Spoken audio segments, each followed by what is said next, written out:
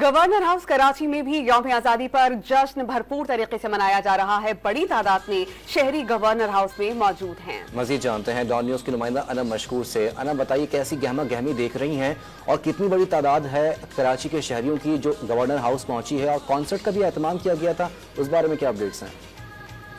जी बिल्कुल, इस वक्त मैं गवर्नर हाउस में मौजूद हूँ और आप देख सकते हैं कि जश्न आज़ादी शायान शान तरीके से मनाई जा रही है, क्योंकि गवर्नर सिंध की कॉल थी। तो एक वजह ये भी है कि यहाँ पे बड़ी तादाद में जो है जिंदा दिलाने कराची में है। यहाँ पे ना सिर्फ फैमिलीज है बल्कि बच्चे बुजुर्ग सभी है जो कि आज़ादी की खुशियों को जो है यहाँ पे आके दुबाला कर रहे हैं। अगर हम बताएं तो यहाँ पे आज मुल्क के नामवर गुलकार जो है परफॉर्म करने वाले हैं, जिनमें आतिफ असलम का नाम भी सामने आया और साथ साथ ये भी बताया जा रहा है जो नदीम अरशद नदीम है वो भी यहाँ पे आज खुसूसी तौर पे पहुँचेंगे।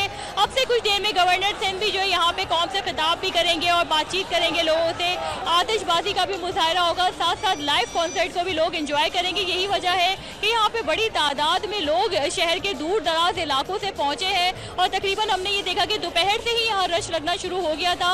और इस वक्त आप देख सकते हैं कि स्क्रीन पे यहाँ पे रश इतना ज्यादा है कि तिल धरने की यहाँ पे जगह नहीं है। काफी लंबी जो है कतारों में लगने के बाद, इंतहाई जो है लंबे रास्ते को अबूर करने के बाद वो यहाँ मेन हॉल तक आए हैं और इस लाइव कॉन्सर्ट को एंजॉय कर रहे हैं। जी।